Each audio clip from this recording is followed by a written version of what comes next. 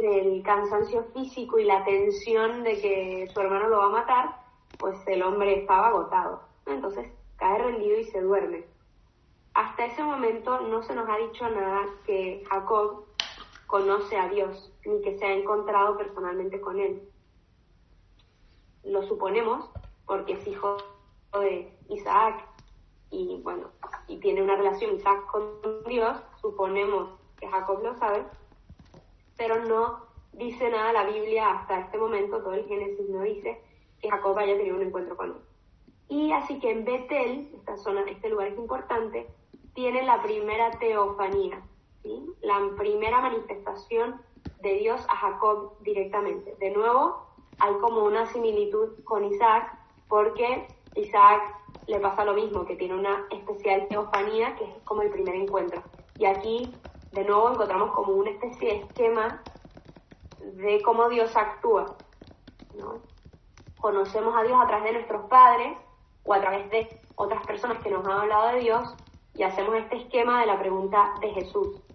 ¿Quién dice la gente que soy yo? Entonces nosotros tenemos una primera experiencia de Dios desde el otro, desde lo que me han dicho mis papás, mis abuelitos, mis tíos, mis profesores de religión, ¿no?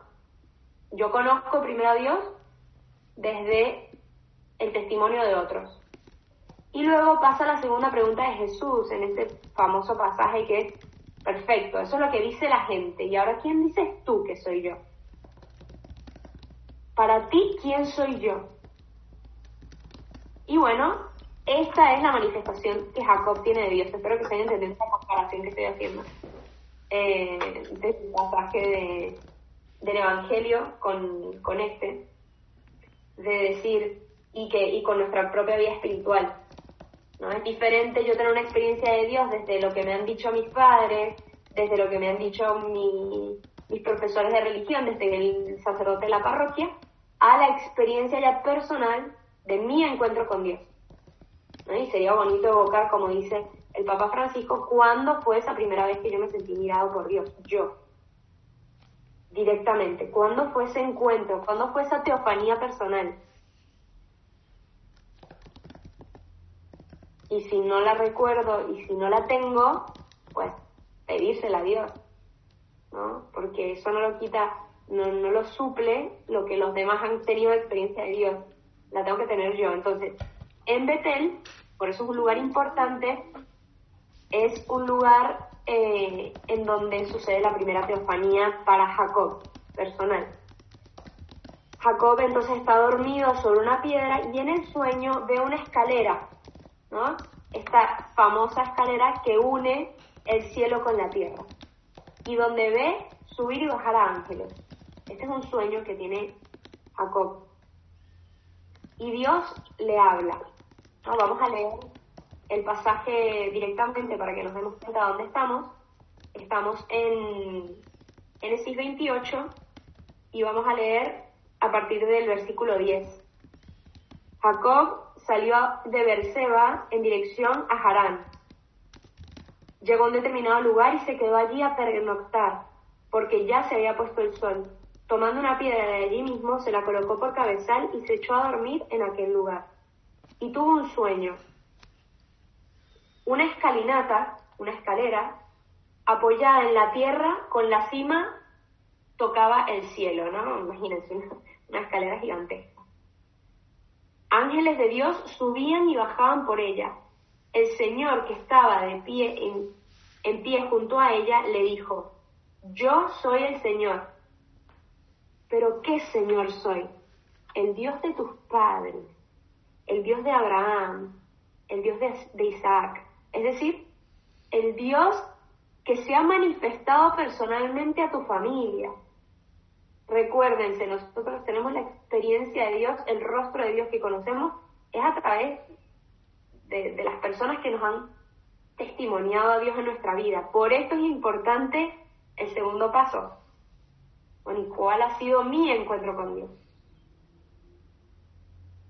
Y por último, falta un último paso, que es, ¿y qué dice Dios de sí mismo? Porque no me puedo quedar ni con el rostro que le pusieron los otros a Dios, ni con el que yo le pongo, que muchas veces, pues no muchas veces, siempre va a ser inexacto.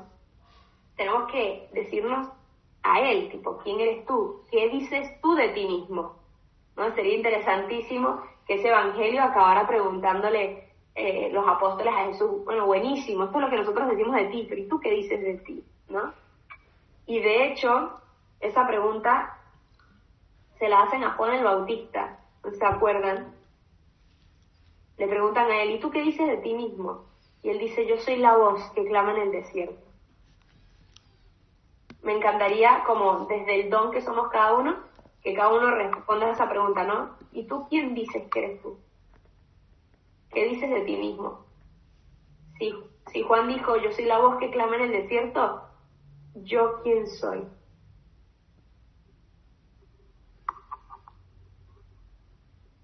Yo soy el corazón que desea amar como Dios. ¿Yo quién soy? ¿Yo qué soy? ¿No? Dice, sigue, yo soy el Dios de tu padre, ¿no? Abraham, y el Dios de Isaac. La tierra sobre la que estás acostado la daré a ti y a tu descendencia. Tu descendencia será como el polvo de la tierra. De nuevo, tierra y descendencia, las dos promesas, siempre. Tu descendencia será como el polvo de la tierra y te extenderás a occidente y oriente, a norte y sur. Y todas las naciones de la tierra serán benditas por causa tuya y tu descendencia. De nuevo, la elección es para una bendición para otros. Elige a unos para bendecir a todos. Yo estoy contigo. Yo te guardaré donde quiera que vayas. Recuerden que la palabra de Dios es viva y eficaz. Cuando la leemos, eso también va para nosotros. Estas son como las palabras que hay que subrayar en la Biblia. Yo estoy contigo. Yo te guardaré donde quiera que vayas. Te haré volver a esta tierra y no te abandonaré hasta que cumpla lo que he prometido. Cuando Jacob despertó de su sueño, dijo, realmente el Señor está en este lugar y yo no lo sabía. Y sobrecogido, añadió, qué terrible es este lugar. No es sino la casa de Dios y la puerta del cielo. Jacob se levantó de madrugada, tomó la piedra que había colocado por cabezal, la erigió como estela y derramó aceite por encima, y llamó a aquel lugar Betel, aunque antes la ciudad se llamaba Luz. Hay algo muy hermoso aquí, ¿no? Que es cuando Jacob, después de haber tenido esta manifestación de Dios, hace dos cosas, ¿no? Primero, hace una oración de exclamación, ¿no? Aquí estaba realmente Dios y yo no me di cuenta, yo no lo sabía.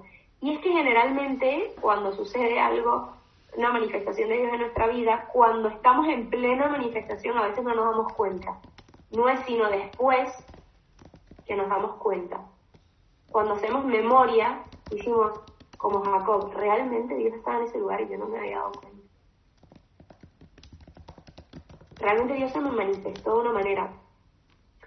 Y yo aquí escribí, cada experiencia que nos conmueve el alma, cada experiencia que nos conmueve el alma es casa de Dios y puerta del cielo. El cielo puede ser una situación en la cual experimentamos fuertemente la presencia de Dios. Debemos estar muy dispuestos a dejarnos movilizar por Dios, que se nos revela donde Él quiere. Donde Él quiere, a través de lo que Él quiere. Tenemos que estar como muy atentos para darnos cuenta. Yo me acuerdo hace unos años, bueno, ya creo que les conté algo de esto cuando me tocó hacer un viaje a Grecia, y estaba yo en un lugar que se le considera donde inició la civilización occidental, ¿no? Que es en Delfos. Y yo estaba en Delfos, y nuestro hotel, o bueno, sí, donde nos estábamos quedando, era justo en una especie de montaña que cuando bajabas por las escaleras del hotel y salías, tenías como un acantilado justo enfrente. Me acuerdo que salía al acantilado y me puse ahí delante, se veía todo, un espectáculo, ¿no? Y me acuerdo que yo ahí tuve casa de Dios y puerta del cielo, ¿no? Como experimenté, se me conmovió el alma y experimenté cómo la presencia de Dios estaba ahí por la naturaleza, a través de la naturaleza. Estaba yo sola, me fui con mi cuadernito a rezar y ahí tuve una experiencia muy fuerte de Dios. Porque Dios se manifiesta donde quiere, de la manera que quiere. Me acuerdo que eso fue un viaje muy duro para mí porque fue la única etapa, los únicos días de mi año de colaboradora que no pude ir a misa diaria porque en Grecia no había, en esa zona no había iglesia y no íbamos con un sacerdote. Yo anhelaba mucho la Eucaristía, ¿no? Bueno, todos nos podemos sentir identificados en este momento. Yo anhelaba mucho la Eucaristía en esos días porque ya pues estaba con el ritmo de la Eucaristía diaria y pues fue ahí donde Dios se me manifestó con mayor fuerza, ¿no? Y luego Jacob hace otra cosa muy interesante, que es que erige una piedra, ¿no? Esto yo, bueno, Leila sí me lo he escuchado un montón, no sé si yo lo he nombrado aquí, pero el hacer algo que en otras culturas se le llama un inuksuk. ¿Y qué es un inuksuk? Es algo físico, algo externo que nos recuerde una experiencia profunda de Dios. Por ejemplo, ¿por qué los casados se ponen un anillo? Pues se ponen un anillo a modo de recordatorio, ¿no? A modo que cada vez que lo vean se recuerden del amor que se prometieron. Es un pequeño recordatorio. O sea, entonces yo puedo tener, no sé, una cruz de una misión que está rota, ya no tienen esto, pero fue de una amiga que misionó, no sé, 10 años y me regaló su cruz. Y bueno, esto significa algo, aunque es algo como muy humano, esto significa algo. Entonces, de nuevo, ayuda el anotar, ¿no? Nuestras experiencias fuertes o el tener algo. Yo me acuerdo que cuando fui a Tierra Santa y fui a Getsemaní, nos dejaron entrar al Huerto de los Olivos, y cosa que no se podía hacer. No podía entrar al Huerto de los Olivos porque de hecho hay olivos de 2000 años de vejez, no sé cómo se le dice, pero eran olivos que habían estado... Antigüedad. Eso, 2000 años de antigüedad, y pues o sea, esos olivos habían estado ahí cuando Jesús estuvo ahí. O sea, es muy fuerte. Entonces están como con una reja y no te dejan pasar, pero nosotros nos llevaron a las 10 de la noche y con un sacerdote que nos dejó pasar y nos dijo, pero no pueden tocar nada. Obvio, yo toqué hasta así típico de niños, así que no toques y tú por debajo te tocando. Entonces al punto es que agarré y me acuerdo que nos dijeron no pueden arrancar nada porque bueno, y no lo arranqué, pero me di cuenta que había unas hojitas en el piso, unas hojitas de olivo. Obvio las agarré, las hojitas de olivo, y me las guardé. Y de hecho hice como una especie de cuadernito de inuksuk para mis papás, diciéndoles todo lo que había vivido yo en cada lugar, y esas hojitas están ahí, como se las pegué, una. Entonces es como que, de nuevo, como algo importante sucede ahí, recuérdalo, como, y hazte un inuksuk, ¿no? Haz una estela, ¿no? En bíblico, haz una estela, ¿no? Y recuerda, porque en la vida espiritual necesitamos estos signos externos que nos recuerden. ¿Qué pasó? Patrimonio no solo natural, o sea, es otro nivel, pero bueno, no me sentí mal porque ya estaba en el piso. Bueno, esto, nada, luego, más adelante, en el versículo 20, nos dice que Jacob hizo un voto en estos términos. Si Dios está conmigo y me guarda en el camino que estoy haciendo, si me da pan para comer y vestidos para cubrirme, si vuelvo, perdón que me ría, pero es que bendito Jacob, tipo, le está poniendo toda una condicional a Dios. Si vuelvo sano y salvo a casa de mi padre, entonces el Señor será mi Dios. Y esta piedra que he erigido como estela será una casa de Dios, y de todo lo que me des te daré el diezmo. Jacob, evidentemente, ha hecho una promesa condicional con Dios. Si me das de comer, me salvas, me subes, me bajas, todo lo que yo quiero, entonces tú serás mi Dios, ¿no? Y suena gracioso cuando lo vemos tan explícito, pero un poco somos así, ¿no? Yo le he rezado a Dios y no me ha escuchado, pero pues ya va. Tipo, ¿tú confías en Él o si no te hace caso, yo tengo años rezando a Dios y nunca me hace caso, así que chao. Mucha gente que ha dejado la iglesia por eso y dice, bueno, un poco condicional la cosa. Si haces esto, entonces esto. No le dejamos a Dios ser Dios. Hay una canción muy linda que dice, ven y descánsate, deja que Dios sea Dios. Tipo, basta con tú darle tu lista de, oye, ven acá para que te enseño cómo tienes que ser Dios, ¿no? Como la película esta de Jim Carrey, que es muy graciosa, el Todopoderoso, pero es que es así, tipo, es que le queremos decir a Dios cómo ser Dios, y es una constante en nuestras vidas. De nuevo, Jacob, ahí se nos manifiesta que todavía Jacob tiene un camino de perfección de su confianza total, ¿no? Tiene que seguir caminando para ir perfeccionando progresivamente su confianza en Dios, una confianza total en Dios. Capítulo 29 es el encuentro con Raquel.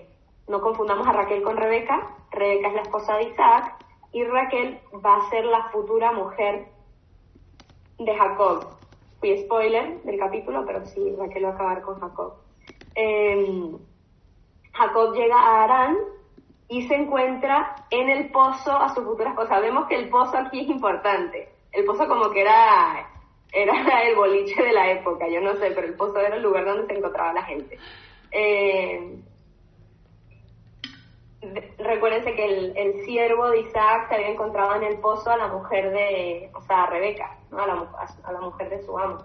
Y de nuevo ahorita aquí llega Jacob y se encuentra a Raquel, que de nuevo es una mujer deslumbrantemente bella, pero que creen que además de eso, ¿qué es?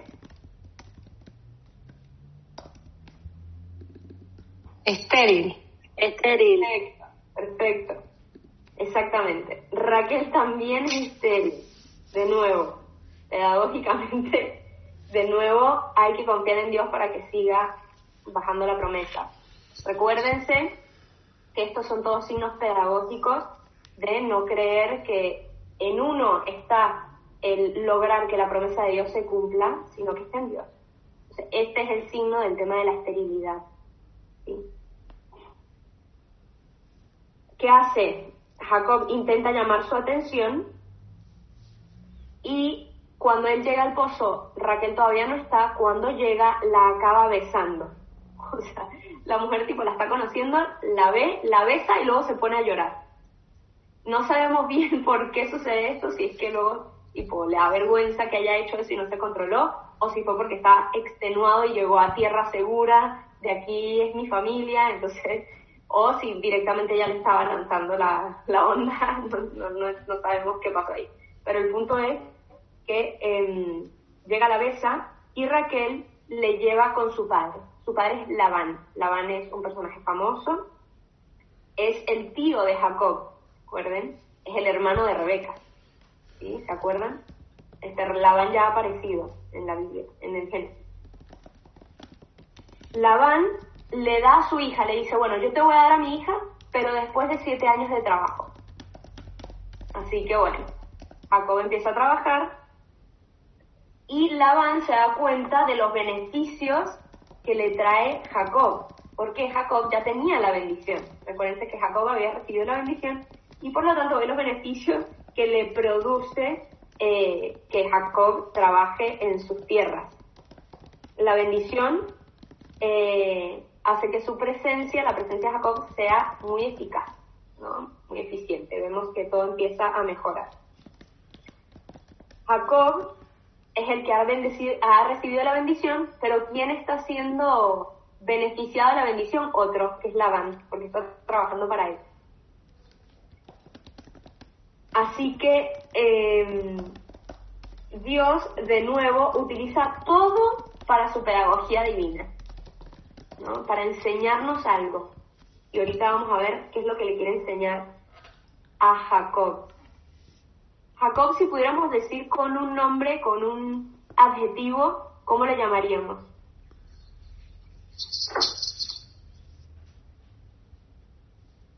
Jacob, ¿qué hizo a su papá? Traicionó. Sí, no, le engañó. Lo engañó. Así que, propiamente, él fue un engañador, ¿no? Bueno, vamos a tener eso ahí pendiente. Jacob, entonces él llega el día de la boda después de los 7 años, ¿y qué hace Jacob? Bueno, se prepara para su boda y la mujer, típico en la época, se tiene que poner un velo y se tapa. Entonces, bueno, la boda además llega y se consuma el matrimonio, es decir, tienen relaciones sexuales, todo con un velo puesto, y se da cuenta posteriormente que no era Raquel, que era Lía, la otra hija de Labán, la hija mayor de Labán. Y se da cuenta que ha sido, ¿qué? Precisamente engañado. Él, que era el engañador, se da cuenta que ha sido engañado. Cuando Jacob se da cuenta, va donde Labán, y Labán le dice que él no podía darle a Raquel sin haber desposado a la hermana mayor. ¿Sí? ¿Se acuerdan que en estas épocas la que primero se casa es la mayor? ¿No? Va por edad la cosa. Aunque haya pretendiente, la primera que se casa es la mayor. Y le dice, bueno, yo te puedo dar a la menor también, pero a cambio de 7 años. Otros 7 años de trabajo. Y bueno, como Jacob estaba enamorado, le dice que está bien. Así que a los 7 días después del desposorio, que eso era legal en esta época, a los 7 días se casa con la siguiente, pero con la condición que trabaje los 7 años siguientes. Así que ya estaba con las 2 mujeres. Y a través de los engaños de Labán, Dios va haciendo su pedagogía con Jacob. Una pedagogía dolorosa. Como les dije, Jacob, que fue el engañador haciéndose pasar por su hermano, ahora es engañado. Precisamente igual, porque Lía se hace pasar por Raquel. Y de esta manera Jacob experimenta en carne propia lo que significa el engaño, lo que significa ser engañado, en pasivo. Así puede saber lo que le hizo a su padre. En carne propia, no en idea. También esa pedagogía de Dios se completa con la experiencia de sus 2 esposas que tienen una falta de fraternidad entre ellas. Jacob experimenta lo doloroso que es la falta de fraternidad entre sus 2 esposas, igual que él había vivido una falta de fraternidad con su hermano, porque obviamente las esposas empiezan a tener envidias y celos mutuamente. Lía de Raquel, porque Raquel era la favorita de Jacob, y Raquel de Lía, porque Lía no era estéril. Lía podía tener hijos. Mutuamente se pelean, hay falta de fraternidad y es muy doloroso para Jacob estar en medio. ¿Por qué rivalizan? Por lo de siempre que rivalizamos. ¿Quién es la más importante? ¿Quién es la más importante? Para Jacob, obviamente. Para Jacob, la más importante es Raquel, porque la ama, pero no le puede dar hijos. En cambio, Elías sí puede darle hijos. Vive Jacob de esta manera la tragedia que él ha tenido con su hermano, y así empieza a valorar lo importante de la fraternidad, para que haya una armonía. Y aquí yo quiero hacer como un pequeño paréntesis, que a veces recibimos los mandatos de la iglesia que vienen de Dios como impuestos, ¿no? Como por ejemplo, sé un buen hermano, ¿no? O no maltrates a tu hermano. Como que nos parece impuesto. ¿Por qué me tiene que imponer Dios sus designios, ¿no? ¿Por qué me tiene que decir cómo hacer las cosas? ¿Por qué me tiene que decir que no haga esto o que sí haga esto otro? Porque a veces nos parecen injustos, dolorosos, que nos cuestan, cosas que de repente nosotros queremos hacer y pareciera que Dios nos impone a hacer otras cosas y es como que me peleo con eso de no entiendo. Entonces, ¿qué hacemos? Pues a veces hacemos lo que queremos y decimos, mira, esto es muy doloroso no hacerlo, así que yo lo voy a hacer. Pónganse el ejemplo que ustedes quieran en su cabeza. ¿Y qué pasa?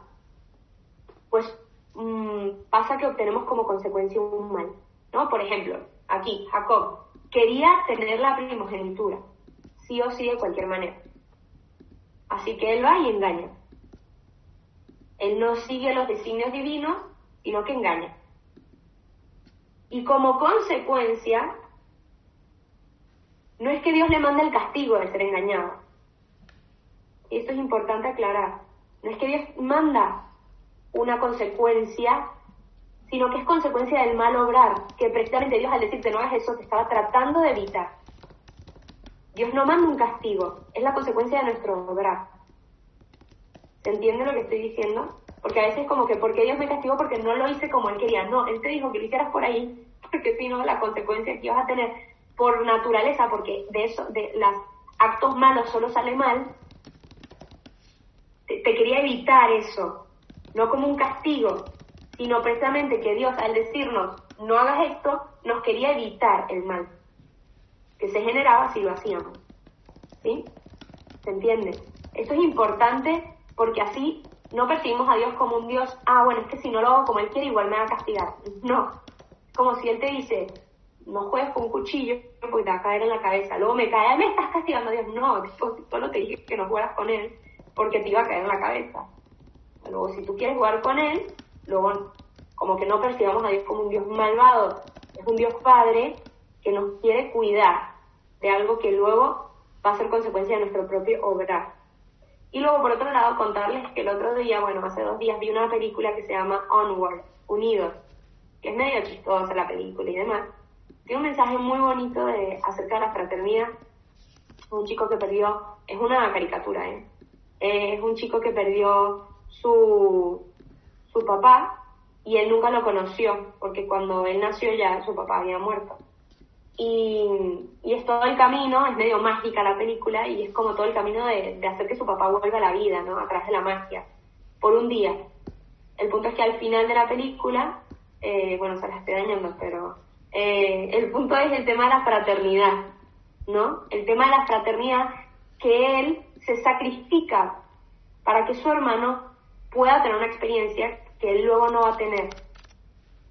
Y tienen que ver la escena en donde él está viendo a lo lejos que el hermano está pudiendo tener una experiencia que él no pudo porque él se tuvo que sacrificar y hacer otra cosa. Y la expresión de alegría en la cara de este chico porque su hermano sí lo pudo tener. En vez de lo que pareciera natural, que es la envidia, de decir, uy, ¿por qué él sí, yo no? Una entrega amorosa de decir, hazlo tú, y el chico se alegraba de que su hermano sí lo pudo tener. Su alegría no fue el don que el hermano tuvo, sino ver la alegría del hermano. Esa fue su alegría. Y qué lindo. Fue un mensaje súper bonito la película, en ese sentido.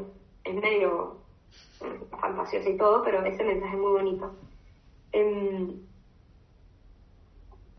Como siempre que no siempre, pero en este caso Labán, al darle a Lía y a darle a Raquel, también les da una esclava. A Lía le da a Zilpá, ¿no? Se llama así, con Z, Zilpá, y a Raquel le da a Bilhá. Estas 2 esclavas son importantes porque, como sabrán, pues son el harén de Jacob, y al final va a tener hijos con las 4. La Lía pues no era amada por su esposo, y Dios, al darse cuenta, o por lo menos así lo narra el Génesis, Dios, al darse cuenta que esta mujer no era amada por su esposo, le concede el don de la fecundidad, ¿no? Le concede tener hijos. Dios se compadece de ella porque Dios no ha creado a ninguna mujer para ser despreciada por su esposo, ni viceversa. Si nos crea, y es para luego que alcancemos la santidad a través de la vida matrimonial, es para que mutuamente se amen, ¿no? No es para que nadie tenga un matrimonio del terror y no siendo amado. Dios quiere que haya amor en el matrimonio.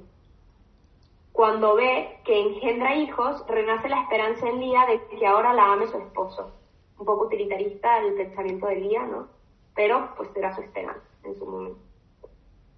De Lía nacen los 4 primeros hijos. Estos 4 primeros son importantes porque por ahí va a estar la descendencia de la primogenitura. Así que fue la primera vez que yo me di cuenta que el primogénito del cual va a descender el Mesías no fue de Raquel, fue de Elías. Esto es fuerte. Por primera vez me di cuenta de esto, pero pues los 4 primeros hijos de Jacob con Lía fueron Rubén, Simeón, Leví y Judá, ¿no? Las 4 primeras tribus de Judá. De Leví, ¿quién sabe de este hijo Leví? ¿Por qué es importante? ¿A alguien le suena a algo?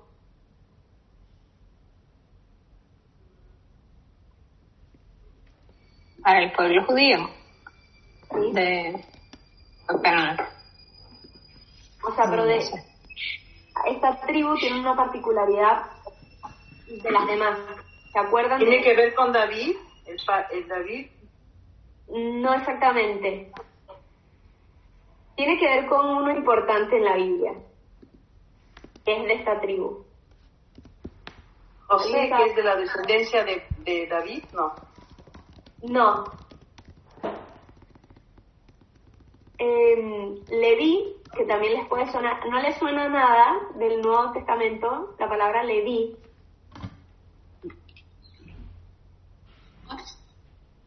A ver, Belu, dale. No, a mí no, pero mamá le suena y no lo quiere decir, pero no sé dónde me suena, no tengo ni idea, no. A ver, ¿alguien dijo algo? ¿De los qué? Leví, los levitas. Perfecto, los levitas. ¿Y quién eran los levitas?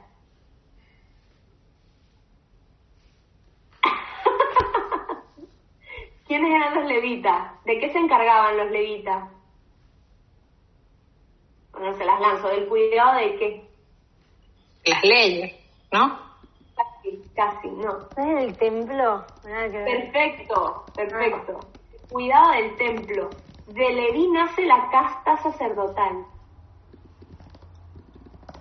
Los sacerdotes, es decir, la tribu que va a estar única y completamente dedicada a Dios, va a ser los levitas, la de la tribu de Leví. Y de Leví sale un personaje muy famoso. Leila, ¿quién sale de la tribu de Leví, por favor?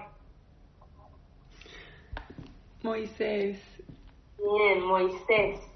Moisés es de la tribu de Leví. Y por lo tanto Aarón también, que es su hermano, y es el primer sacerdote. Aarón. Eso lo sabremos en el Éxodo. Todavía no. Nos faltan un par de capítulos para llegar al Éxodo. Bien. Esto todavía no lo sabemos, porque en el Génesis no nos dice que...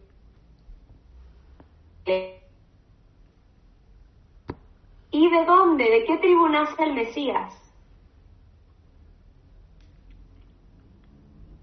De estas que acabo de nombrar, ¿de cuál de las 4 nace el Mesías?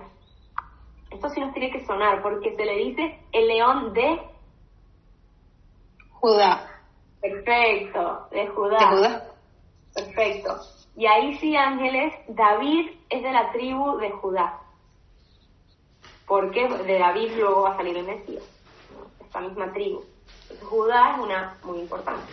Por lo tanto, Judá no fue la del primogénito, pero parece que va a ser la de la bendición. Entonces algo pasó con los demás. Porque esto se los lanza ahí como spoiler.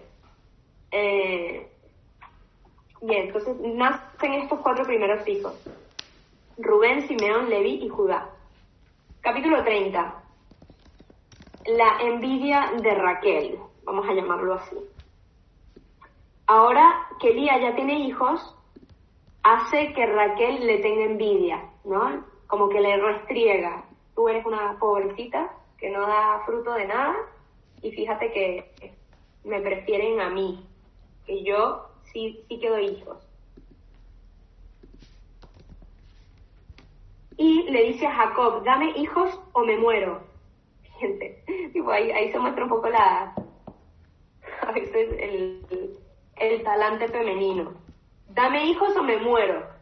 Y le responde Jacob, se enfadó con Raquel y le dijo: ¿estoy yo en lugar de Dios, que te ha negado el fruto de tu vientre? Tipo, ¿cómo te vas a pedir yo que te dé hijos? Y yo quiero darte hijos, pero no puedo.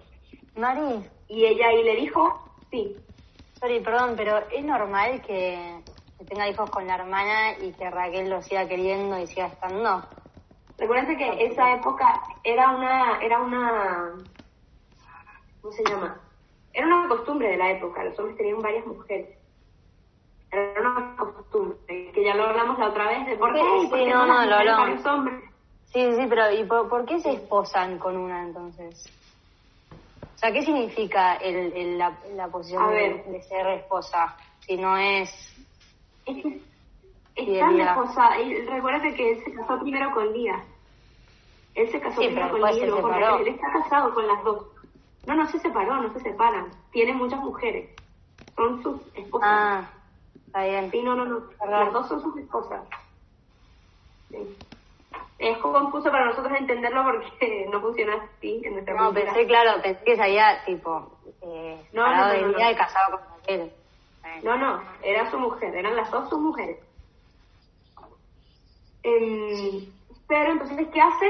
Aplica la misma que Sara, pues acuéstate con mi esclava, ¿no? Ten hijos a partir de mi esclava. Entonces, ¿qué hace Jacob? Ahí viene, ahí, muy machista, pero son las mujeres las que mandan, que ahora te acuestas con este y el otro va y te acuesta.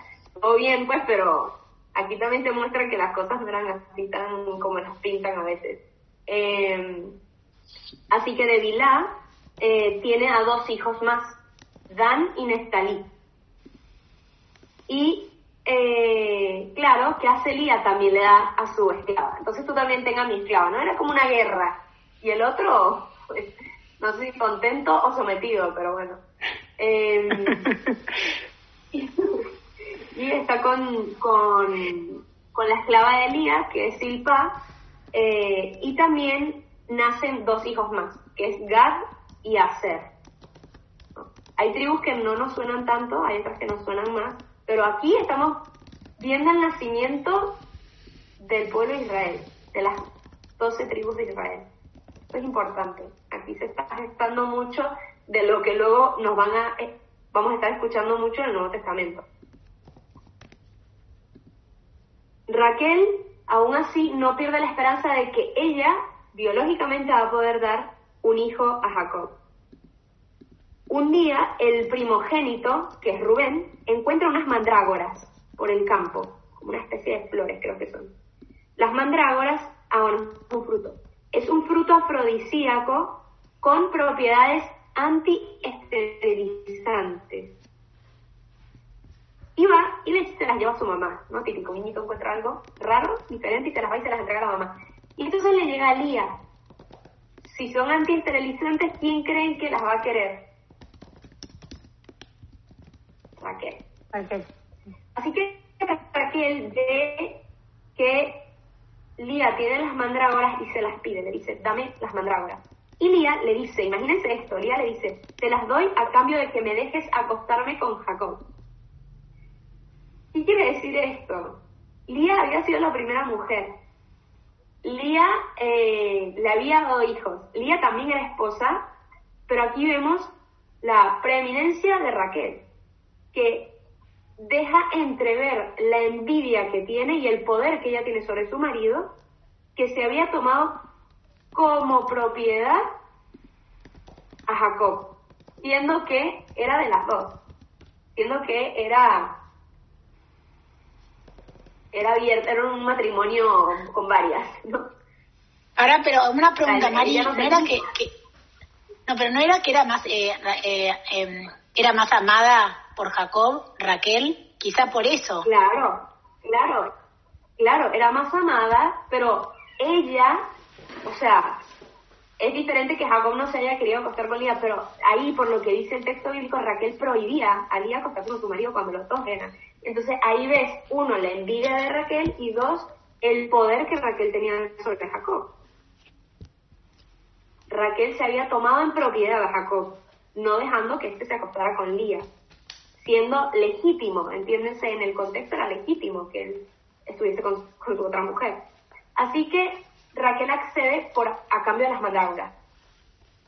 Y según el texto, dice que Dios se compadece de Raquel y le abre el seno. Las poder tener hijos. Y fruto de las uniones que Lía tiene con Jacob nacen Isaacar, Zabulón y Dina. Dina es la única chica, la única mujer, es decir, puros hombres. Y finalmente llega el último, bueno, el cuasi último, pero el último, que es finalmente el hijo de Raquel, el más amado, el más querido, el más esperado. ¿Y quién es este? Este lo tenemos que saber, esto nos lo enseñaron de chiquitos. Alguien que soñaba mucho. Simeón. No, Simeón ya. José. José. Entre los 12 hermanos, José es el hijo anhelado, el deseado, es el preferido. Clarísimamente, es el único hijo de Raquel, la más amada. Todo esto pasa durante los 14 años que Jacob trabaja con Labán. Él sigue trabajando con Labán para siempre ahí. Y todo lo que ha producido Jacob durante esos 14 años es para Labán. Él se queda sin nada porque él está trabajando para Labán. Pasados estos años, obviamente Labán no quiere que se vaya. Pasan los 14 años y Labán dice, tú quédate aquí. Jacob le dice que si quieren que se quede, tendrán que compartir los beneficios. Ya no vale el que yo te lo entrego todo a ti, ¿no? Ahora vamos a compartir los beneficios. Y Labán, que no es tonto, dice, bueno, muy bien. Las ovejas que nazcan de un modo, no sé, las veteadas, las que tuviesen manchas, eran para Jacob, y las lisas eran para Labán. Bueno, las que dijo que Labán que se quedaran con Jacob eran las que nacían menos. No eran las que eran más raras que nacieran. Entonces Labán, nada tonto, les pone ese trato de luz. No, pensé que tenías una pregunta, dale. Entonces, bueno, llegan a este acuerdo en donde las ovejas menos normales, las más raras, eran para Jacob y las más normales eran para Labán. Y esto dura 6 años más. En estos años, ¿qué pasa? ¿Qué creen que pasa? Que las menos comunes, las ovejas menos comunes empiecen a reproducirse más. Obviamente, la bendición de nuevo está presente. Y Labán se queda en cambio con las menos numerosas. O sea, imagínense que nacen 10 veces más de las con manchitas que las otras, ¿no? Las que le tocaban a Jacob.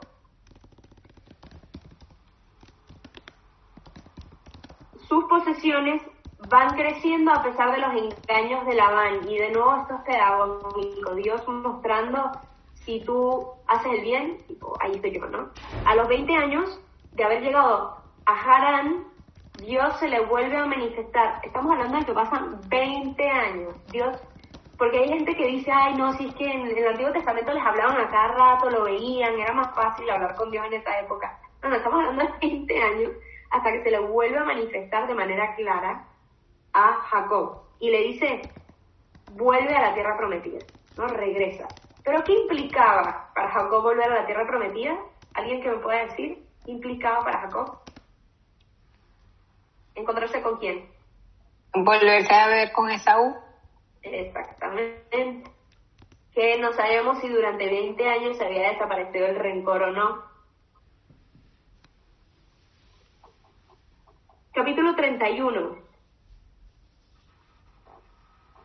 En este capítulo, Dios se le manifiesta a Jacob diciéndole que, o sea, entre el 30 y el 31 se le manifiesta a Jacob diciéndole que vuelva a la tierra prometida. Así que Jacob reúne a sus 4 mujeres para preguntarles si quieren venir con él. Porque recuérdense que en esa época donde te estableciste te quedas, no te puedes estar moviendo. Y las mujeres pueden decir, no nos queremos ir, y no están obligadas a irse de la casa de sus padres, ¿no? De su tierra paterna. Así que las mujeres aceptan y le dicen, no, sí, nos vamos contigo. Y se van de la casa de Labán, pero se escapan, porque se dan cuenta que Labán nada que suelta en la mano. Así que en la huida, ¿qué hace Raquel? Roba unos diosesillos a Labán. Unos diosecillos quiere decir unas figuritas metálicas o de oro, o de metales preciosos, que demuestran que Raquel quizás no sabemos si era creyente en el Dios de Jacob. Habrá escuchado del Dios de Jacob, pero no por eso significaba que creía en el Dios de Jacob. Entonces, en medio de la huida, seguro le dio miedo y dijo, deja que me llevo los diosecitos de mis padres para que no nos ataquen, para que no nos haga daño, porque si tenemos sus dioses, ¿no? Era medio supersticiosa la cosa, obviamente. Raquel no conoce a Dios, lo único que sabe de él es lo que le ha contado su marido. Cuando Labán ve que todos se han marchado, les persigue. Pero Dios le llega, le interviene a Labán y le dice, puedes hacer lo que quieras, pero con Jacob no te metas. Entonces Labán simplemente llega y le dice, mira, lo único que quiero es que ustedes me han robado mis ídolos, así que devuélvanmelos. Entonces Jacob, como que no entiende lo que está pasando porque Raquel lo hizo en silencio, él no sabía, y le dice, bueno, revisa todo el carruaje, revisa todo, y aquí no está, ¿no? Y Raquel utiliza su astucia femenina, él empieza a revisar todo, y ¿qué hace Raquel? Se sienta sobre los diosecillos. Y cuando llega a ella le dice, ponte de pie, le dice, no, es que estoy en mi tía, no puedo ponerme de pie. Entonces sigue, y se da cuenta que no, bueno, que los diosecillos no están ahí, que no había sido posible que se los llevaran ellos. Así que se van. Dirá, bueno, ¿y cuál es la utilidad de esta información, no? ¿Para qué nos narran esto? No hay una gran utilidad, simplemente una narración que se hace en la Biblia. Esto es para mostrarnos que quizás Raquel no era creyente como Jacob, y también mostrarnos la astucia, ¿no? Que Jesús habla, ¿no? Que dice, los hijos de la oscuridad, de las tinieblas son astutos, y los hijos de la luz no lo son. Tipo, a veces sea astuto, amigo, sea astuto para llevar el amor de Dios, sea astuto para hacer el bien, sea astuto, ¿no? Porque es como que a veces, es que es tan difícil hacer el bien, transformar el mundo, tan difícil. Bueno, utiliza la astucia y también utiliza la astucia para el bien, ¿no? Y Jesús lo dice, los hijos de las tinieblas son muy astutos, pero los hijos de la luz a veces es como, como que son más inseguros. Bueno, no, lánzate y sea astuto también para el bien, no para el mal. Labán se vuelve a su tierra y Jacob sigue su camino con temor porque ya se va acercando a Esaú. En el capítulo 32 es un capítulo muy importante también, así como el 28 fue la manifestación, la teofanía. En el capítulo 32 es una famosa lucha. ¿Han ustedes escuchado la lucha que Dios tiene con Jacob y que lo deja cojo? ¿Han escuchado algo de eso? Bueno, de ahí nace una explicación de por qué los judíos no comen ciertas cosas. Así que vamos a adentrarnos en el capítulo 32. Avisan a Jacob de que Esaú, imagínense, Jacob está moviendo dos campamentos juntos, ¿no? Ovejas, descendientes, todos los hijos, los esclavos, de todo está caminando con todos. Y no es que está yendo solo Jacob, no, está yendo con todas sus posesiones. Estamos hablando de todo un ejército ahí caminando. Y entonces sus siervos se van más adelante y se dan cuenta que Esaú ya se ha dado cuenta de su presencia, que viene con muchas personas. Claro, Esaú a lo lejos habrá visto una masa de gente viniendo hacia él y se habrá dado cuenta. Entonces le avisan a Jacob de que su hermano Esaú se ha enterado de su presencia y está viniendo a su presencia desde Edom. ¿Se acuerdan que dije que Edom era otro nombre que se le había dado a Esaú? Porque Edom significa rojo, el color de las lentejas de Esaú. Entonces, pero dirán, pero se está moviendo desde Edom. Sí, recuerden que las zonas se llamaban según las personas que las habitaban, ¿no? Venía de que si esa persona era el rey de ese lugar, o el rey, o la persona que mandaba, o era el dueño de ese lugar tomaba el nombre de Edom. Si alguno de ustedes tiene, no sé, el apellido Castillo, es porque probablemente viene de descendientes de unos españoles que vivían al lado de un castillo, ¿no? Entonces por eso se llama fulanita del castillo, ¿no? Seguramente Sophie, su familia vivió cerca de una capilla, ¿no? O sea, probablemente. Su familia muy antigua, ¿no? Carlino, seguro había un Carlos por ahí, entonces, bueno, tiene toda esta relación, los apellidos, pero en esa época era al revés. El nombre de la persona determinaba el nombre del lugar porque los lugares no tenían dueño. Entonces, Esaú viene de Edom, del lugar de Edom, pero a él también le decían Edom, y los edomitas son los descendientes de Esaú. Jacob envía mensajeros con regalos a Esaú, ¿no? Le manda un montón de regalos para evitarse un problema. Pero Esaú sigue avanzando a su encuentro y Jacob teme a su hermano. Jacob, recuerden que era más de la tienda y el otro era cazador.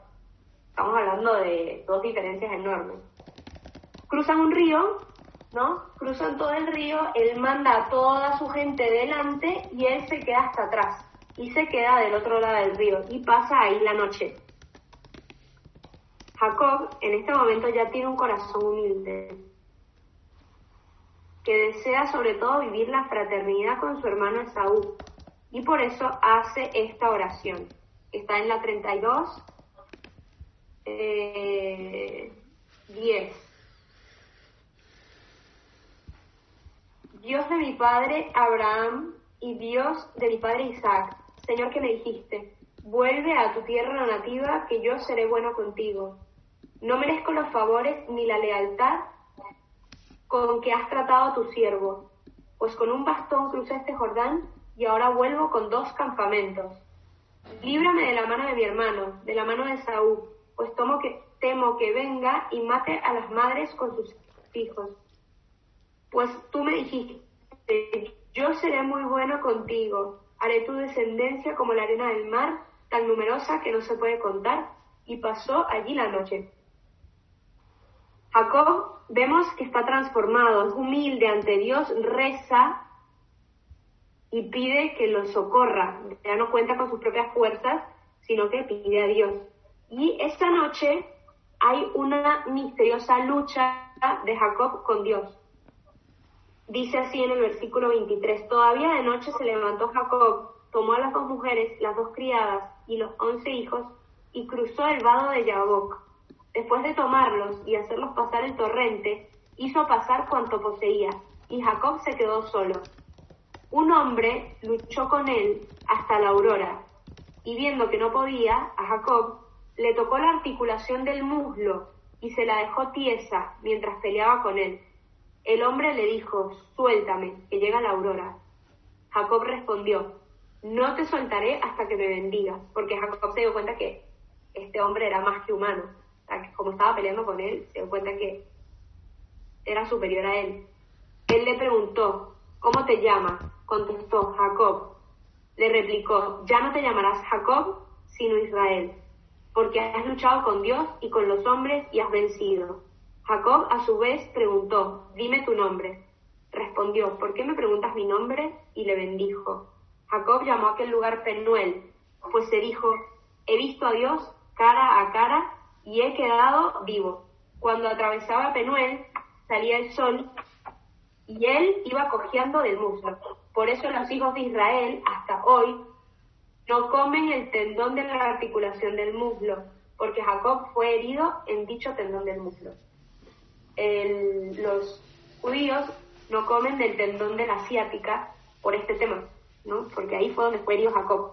Y este pasaje es un poco misterioso porque pareciera que Jacob le está ganando a Dios, ¿no? En este hombre o en este ángel. Pero se muestra que Jacob no vence, ¿no? Jacob no vence, ¿por qué? Porque si bien le da la bendición, cuando él le pide que le diga su nombre, el ángel no se lo da. No le da su nombre. Por lo tanto, y porque recuérdense que darle el nombre significa darle el poder, ¿no? Tener el nombre de alguien es tener el poder sobre esa persona. Entonces, en cierta forma, muestra que Dios le dio la bendición, pero que nunca controló a Dios del todo, porque si no le hubiese tenido que dar su nombre. Entonces, ahí se muestra que Jacob del todo no había ganado. Pero lo que nos muestra es que Jacob fue capaz de vencer a Dios gracias al acto de humildad. lo único que a Dios le derrite es nuestra humildad. Cuando somos humildes, cuando nos hacemos pequeños y necesitados, Dios obra, Dios actúa a nuestro favor. Quizás de una manera que no esperábamos, pero Dios obra. La humildad es uno de los adjetivos que Jesús utiliza para describirse. De los poquitos, solo utiliza dos, manso y humilde. Vean como yo soy manso y humilde de corazón. Nunca más dice yo soy características de su ser. Dice yo soy la luz, yo soy la puerta. Sí, pero no dice yo soy manso y humilde. Yo soy de esta manera, no se escribe. Este es el único momento. Así que la humildad es algo muy importante, es la base de toda la espiritualidad. Dios se deja vencer por el humilde. Cuando Dios, y esto es otra parte importante, aquí es donde Dios le cambia el nombre a Jacob. De Jacob va a ser Israel. Cuando Dios cambia el nombre de alguien, le cambia el ser, le cambia la identidad. Por eso ya Jacob no es Jacob, sino Israel. Y algo muy importante es el hecho de haber quedado cojo. Israel, Jacob, queda cojo después de esta lucha. ¿Y por qué? Es para que confíe en que Dios va a guardar su vida. Porque en caso de que Saúl viniera a atacarlo, él ya no podía salir corriendo. Él había quedado atravesado por esa experiencia con Dios. Era más débil. Por lo tanto, tenía que confiar en Dios, en que Dios va a guardar su vida y que no va a tener que escapar de Saúl. Estar cojo le obliga a confiar en Dios. Porque al día siguiente el encuentro con Saúl es inevitable, ya no puede huir. Así que de nuevo, a veces ven cuando una persona se convierte y tiene una fuerte experiencia de Dios y pareciera que como que se vuelve más débil, ¿no? Una persona como muy, no sé, soberbia o incluso agresiva, como que se vuelve más débil y hasta los amigos, si tiene un entorno no favorable, se burlan, ¿no? Ay, ahora te hiciste como más débil, ¿no? Pero porque en su debilidad Dios se hace fuerte, ¿no? Y por eso, aunque pareciera la persona más fuerte, puede ser internamente está más fuerte y no le importa que el otro le diga que A, B o C, porque está internamente fortalecido, porque tiene una experiencia de Dios profunda. Cuando hemos sido atravesados por Dios, puede parecer que somos más débiles porque somos más buenos y en la sociedad el bueno es el tonto, el que se deja pisar, que no es muchas veces así, es la interpretación de la sociedad, y Dios se hace fuerte, ¿no? Porque en medio de las burlas, de las críticas, la persona sigue siendo buena, por lo tanto, hay como una fuerza interior para sostener, que viene de Dios, evidentemente. Bueno, llegamos hasta acá, quedamos en el capítulo 33, solo digo que aquí en este capítulo 32 está el origen, está la explicación del por qué los judíos no comen del nervio ciático, y también el origen de esta tierra que se llamaba Penuel, ¿no? Como el lugar donde Dios ha sido vencido, ¿no? Están dos orígenes. Estas explicaciones se llaman explicaciones etiológicas, ¿no? Que explican el origen de las cosas, ¿no? El origen de ese nombre Penuel y el origen de por qué los judíos no comen del nervio ciático. Preguntas. Una pregunta, Mari. Me falta un hijo, porque después dice que cuando cruzan de un lado al otro son 11, y yo conté 10. Son 2 de cada esclava y 5 de Lía y 1 de Raquel, ¿no? Ya te digo. Tenemos creo que 4. son 6 del día. Sí. Okay.